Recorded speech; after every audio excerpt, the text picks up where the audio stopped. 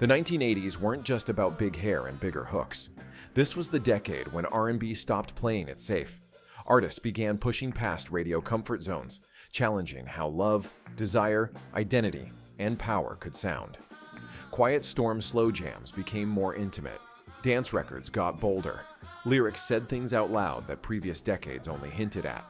Some of these songs were labeled inappropriate. Some were restricted to late-night radio.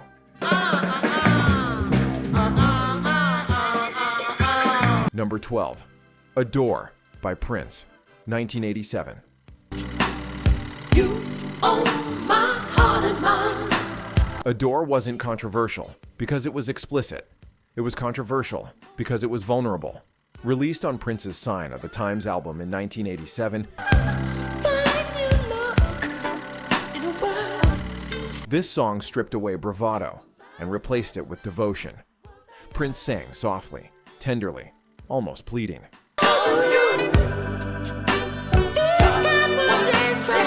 In a decade obsessed with power, dominance, and excess, that gentleness confused critics. Some questioned the masculinity of a male superstar, expressing love with such emotional openness. Others felt the intimacy was too personal for mainstream radio.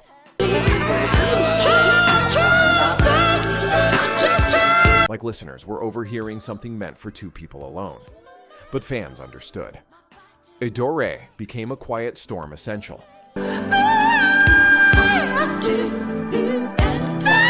A slow dance song for living rooms, weddings, and late-night moments when defenses came down. Prince wasn't posturing, he was promising.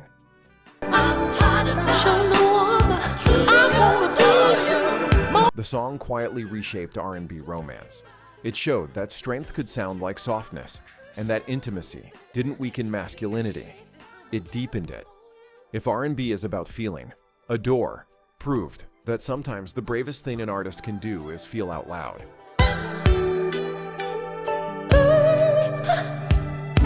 Number 11. Word Up by Cameo, 1986.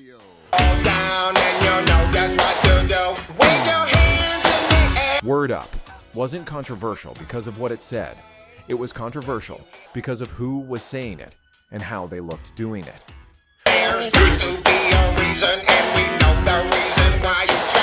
When Cameo dropped this funk monster in 1986, the groove was undeniable. The talkbox hooks, the sharp synth stabs, the dance floor energy.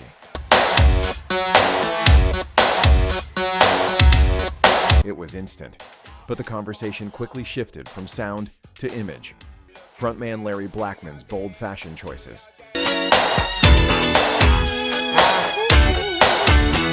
especially the infamous red codpiece, challenged rigid ideas of masculinity in R&B and funk. Some critics didn't know how to process a black male artist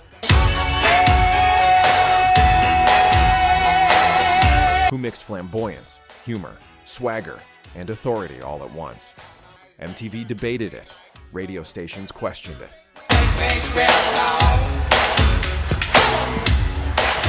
Viewers argued whether it was too much or ahead of its time. Meanwhile, audiences didn't care.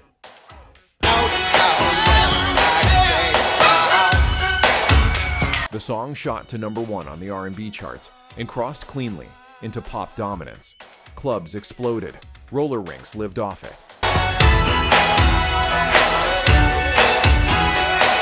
Parties weren't complete without it. Word Up proved that confidence doesn't come in one look, one sound, or one lane. It expanded what cool could be. Loud, playful, fearless, and unforgettable. Number 10. Saving All My Love for You by Whitney Houston, 1985.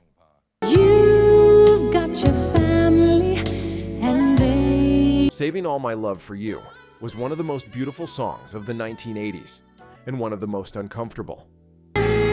Try and tell me, find a man. When Whitney Houston released the track in 1985, her voice was still a revelation. Pure, controlled, emotionally precise.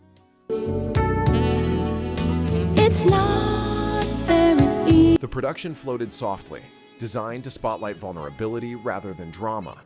But beneath that elegance was a storyline that stopped radio programmers cold. Just a few minutes more. Gonna The song tells the perspective of a woman in love with a man who already belongs to someone else. Not defiant, not proud, just honest.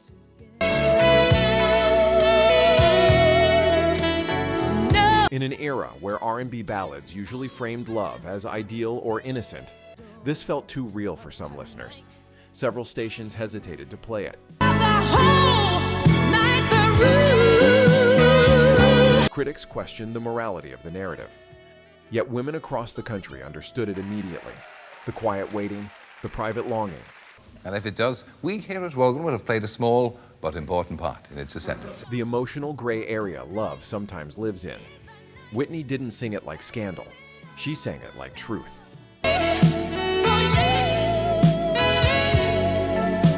The song soared to #1 on the Billboard Hot 100 and became one of her defining early hits.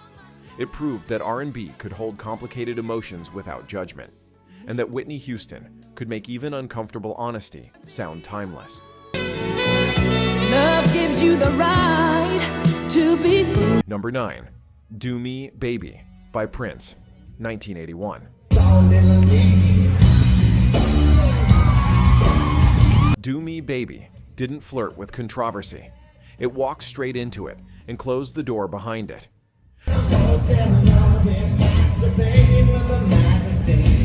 Released in 1981 on Prince's Controversy album, this song abandoned metaphor almost entirely. The arrangement was slow, minimal, and intimate, leaving space for Prince's voice to breathe, moan, and plead. It felt less like a performance and more like a private moment accidentally left on tape. Radio programmers were uneasy. Some stations refused to play it at all. Religious groups condemned it outright, calling it inappropriate and excessive.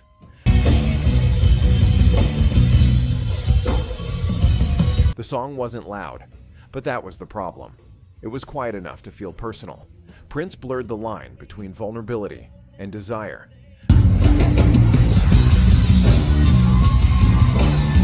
Masculinity and softness, control and surrender.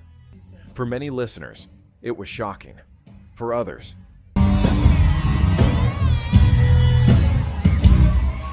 it was magnetic.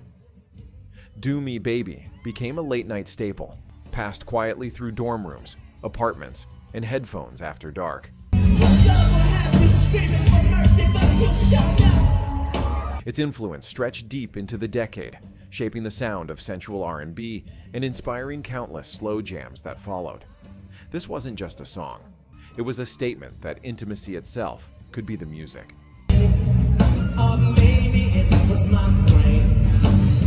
Number 8, Rhythm Nation by Janet Jackson, 1989. Rhythm Nation shocked the 1980s not with sex or romance, but with purpose. When Janet Jackson released this song in 1989, R&B and pop weren't expected to confront social issues head-on. Music was supposed to entertain, not challenge.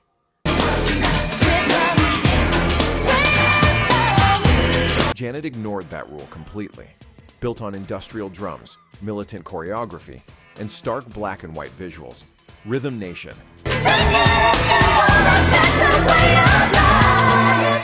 sounded and looked like nothing else on radio or MTV. Some critics accused it of being too political. Others said it was aggressive or divisive, especially coming from a young black woman leading a global movement through dance music. But audiences felt the urgency. Janet wasn't preaching.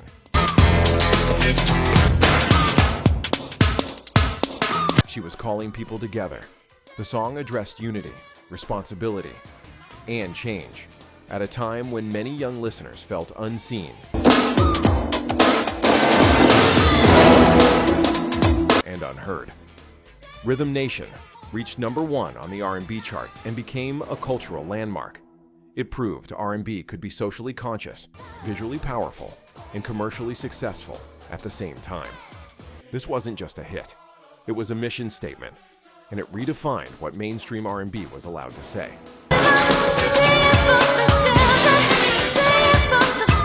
Number 7. Sexual Healing by Marvin Gaye, 1982. Sexual Healing was more than a comeback record. It was a cultural flashpoint. When Marvin Gaye released the song in 1982,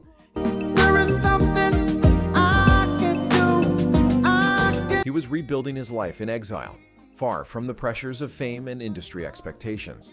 What emerged was a sound unlike anything else on radio.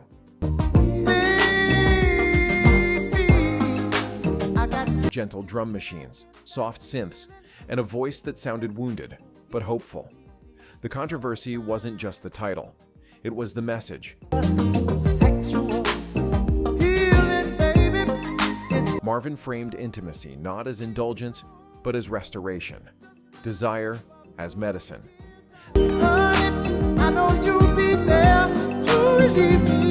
That idea made conservative radio hosts and religious groups uneasy.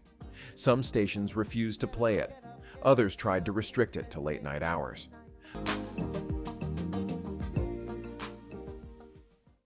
But listeners heard something deeper. They heard honesty, vulnerability, a man asking for connection without shame.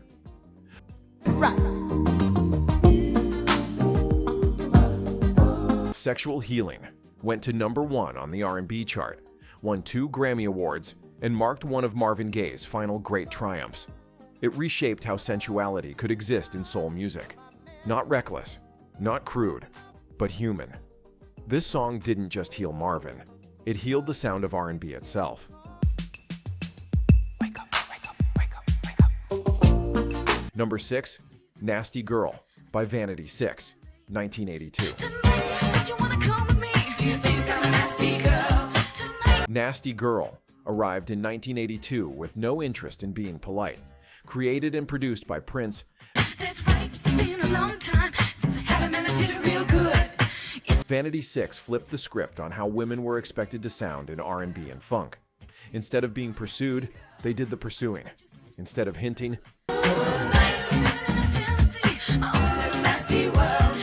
they declared. Radio stations hesitated immediately. Critics labeled the song inappropriate, too explicit, and too forward.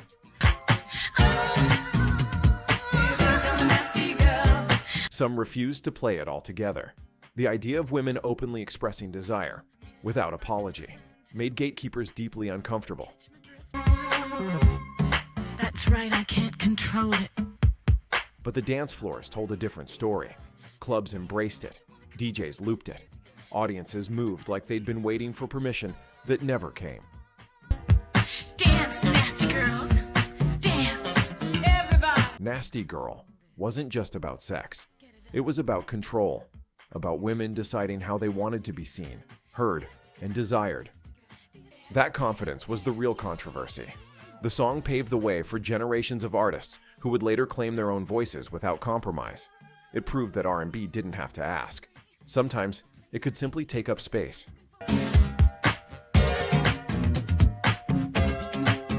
Number 5, If Only You Knew, by Patti LaBelle, 1983.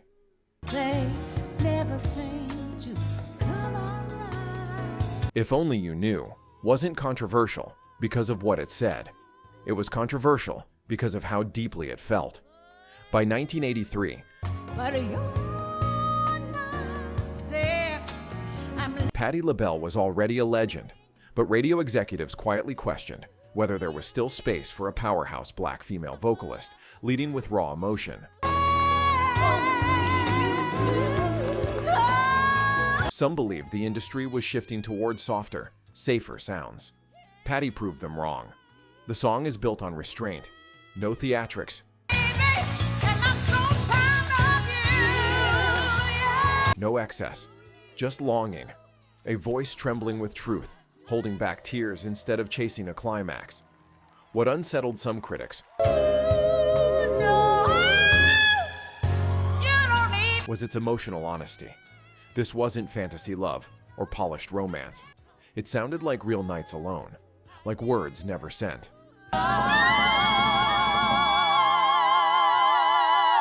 Like love carried quietly, with dignity and pain living side by side. Listeners responded instantly.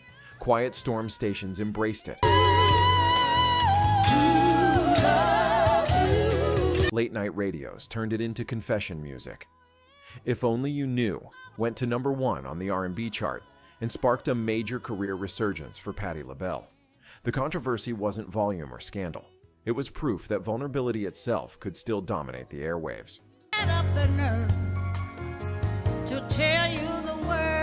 Number 4. I'm in Love by Evelyn Champagne King, 1981.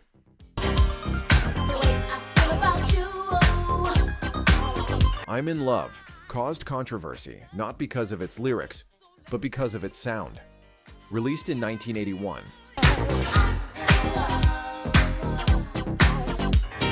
the song marked a sharp turn away from classic soul instrumentation. Gone were lush horns and live rhythm sections. In their place came drum machines, glossy synths, and a sleek futuristic groove that made traditionalists uneasy. Critics questioned whether this was still R&B at all.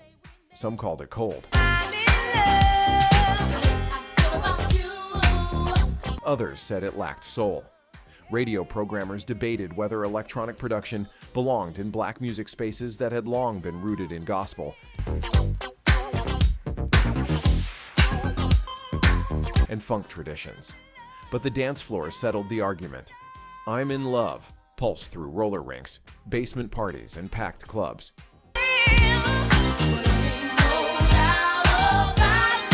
Evelyn's voice brought warmth and joy, proving that soul wasn't about instruments, it was about feeling. The song hit #1 on the R&B chart and helped define the modern soul and boogie movement of the 1980s. It opened the door for artists who blended emotion with technology. The controversy faded. The influence did not.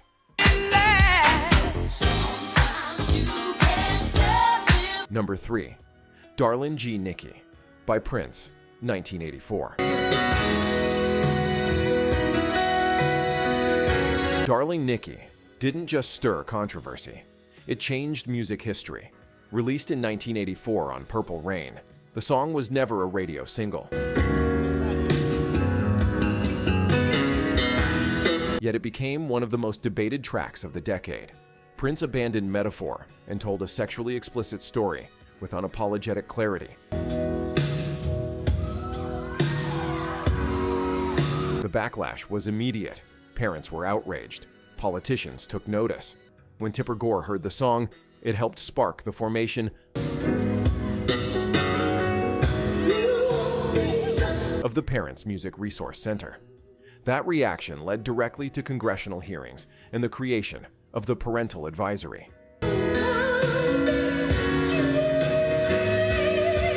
Explicit content label that still exists today. For listeners, though, Darling Nikki represented freedom. It was playful, shocking, and fearless. Prince wasn't corrupting youth. He was exposing the hypocrisy around sex, art, and expression. The song proved that music didn't need permission to tell the truth. It could provoke, disturb, and still be brilliant. Few tracks have ever left fingerprints on the industry this deep.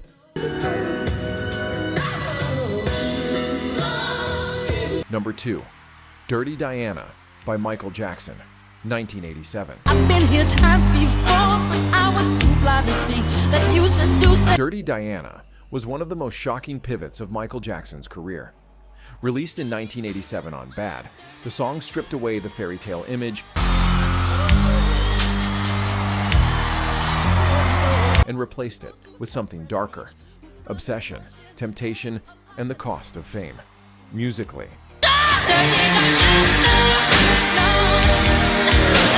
it fused R&B tension with hard rock aggression, driven by a searing guitar solo that rattled pop radio.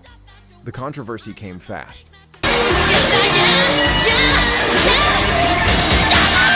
Many listeners assumed the song was autobiographical. Rumors swirled that it referenced Diana Ross, Princess Diana, or real groupies from Jackson's tours. Some R&B stations hesitated to play it. Rock stations weren't sure where it belonged. But the truth was deeper.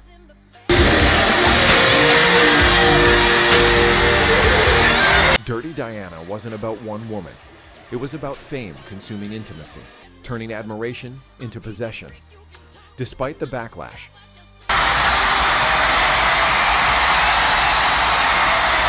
the song hit #1 on the Billboard Hot 100 and became one of Jackson's most emotionally raw performances. On stage, it felt less like entertainment and more like confession. It proved that even the biggest pop star in the world could expose vulnerability and survive it.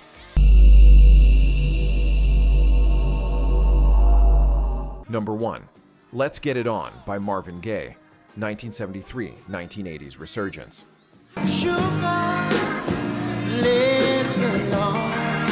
Let's Get It On wasn't new in the 1980s, but its impact exploded during the decade.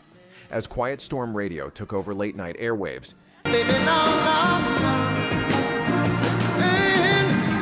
this song became unavoidable.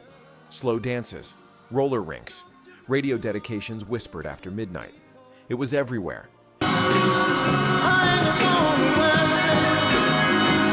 And that made it controversial all over again. Religious groups and media watchdogs argued the song encouraged promiscuity.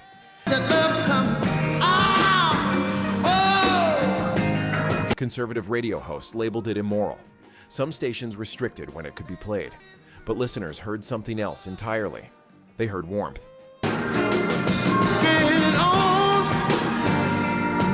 Consent. Tenderness. Marvin wasn't demanding. He was inviting. His voice didn't rush or overpower. It made space.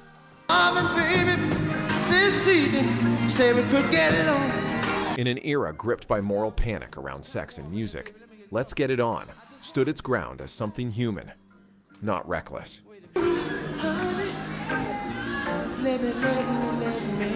It reframed intimacy as natural, emotional, even sacred. The song became the blueprint for modern sensual R&B.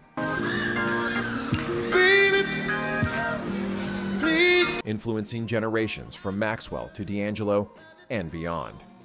When those opening chords hit, the room still changes. That's not controversy fading, that's truth enduring.